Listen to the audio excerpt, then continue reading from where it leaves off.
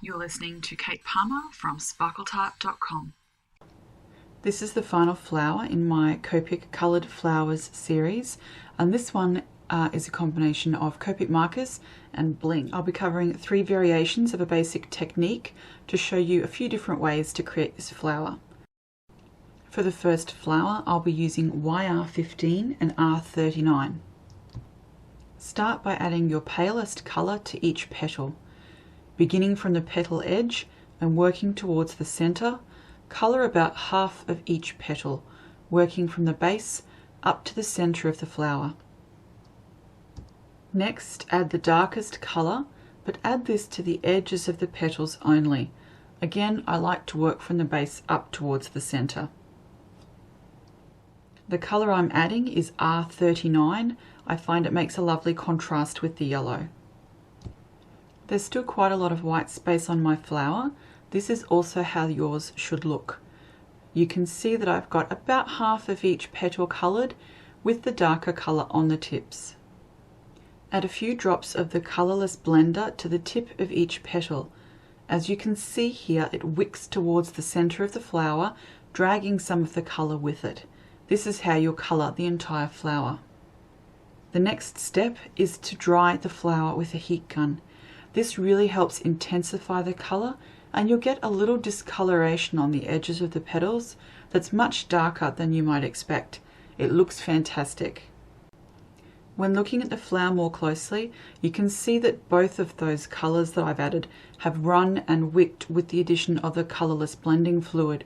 They've coloured almost all of the flower. Next, I'm going to be adding some of the Express It clear gel glue so that I can stick down some of these tiny Gala Glitz embellishments. I'm adding a little of this lovely sticky glue just to the lower petals in little spots, and I'm just going to tip the Gala Glitz over the top. Make sure the glue is covered and tip any excess Gala Glitz back into the bottle for use next time. Leave this to dry completely.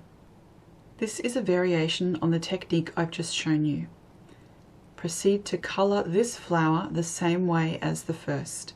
Add the lightest colour first, in this case BV11, followed by edging the flower with your darker colour. Add the Copic colourless blending fluid and dry with the heat gun. It's at this point that the technique takes a little turn. You'll need a shimmer spray. I like to use the Starburst sprays from Lindy's Stamp Gang, and for this particular flower I'm going to be adding creme brulee cream. It's a nice pale colour with a subtle shimmer. Carefully spritz this over the entire flower. Once the flower is evenly coated with Starburst spray, heat again with the heat gun. This gives you a beautiful layer of shimmer over the top of your Copic colours. This final flower variation is a combination of the previous 2 techniques, combining the shimmer, the sparkle, the Copic colouring, and the gorgeous Gala Glitz. Be prepared for something very blingy. To create a mega bling flower, you'll first need to add your Copic colour. Because this is a rose, I'm using the technique where I colour half the petal with one colour and then edge it with my second darker or contrasting colour. Like before, I'm then going to add my colourless blending solution to blend the colours and dry with a heat gun. You can see that some sections are still quite pale and others the colour has blended beautifully on. The next step for this final flower is to add 2 pale shimmer colours. I've chosen to use Royal Amethyst Fire on the lower petals and Creme Brulee Cream Starburst Spray on the centre and upper petals. Apply this generously and dry with a heat gun. Can you see the gorgeous shimmer on here? And you can really see the purple from the Royal Amethyst Fire just on the edges, and the Creme Brulee Cream in the centre is a bit more subtle. Once completely dry, add some of the Express It clear gel glue just to the edges of some of the lower petals. Then add a little of your favourite sparkly embellishment. I'm currently using Gala Glitz, which has little beads, little pearls, and a whole lot of vintage glitter glass, which makes a beautiful embellishment on flowers. And these are the 3 different versions of this flower created using the methods I've just explained. This is the flower using the blue violets and the Lindy's Stamp Gang Starburst Spray in Creme Brulee Cream.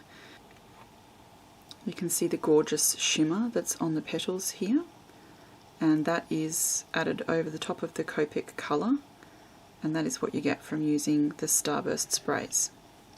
Then we have this second version, which uses the yellow, red and the red, and the Gala Glitz on the edges of the petals. You can see all of that yummy sparkly goodness on the edges here. And I love how this one turns out with the darker tips. That's quite significant, and it looks a lot like, I think, a natural rose. And then of course we've got this third one, which combines all of those techniques that I've gone through. So this uses the mauve and the blue-green, and you can see it's got the shimmer from the Glitz Spritz, the Starburst, and of course the beautiful little pieces of Gala Glitz. So you can see that this one is just really special looking. It's very, very pretty from all angles. Now this is my final Copic flower for the moment, and it's one technique with 3 variations so that you can choose your favourite. And I hope you found something that tickles your fancy that you might like to try at home. Thanks so much for watching, and have a wonderful day. Bye.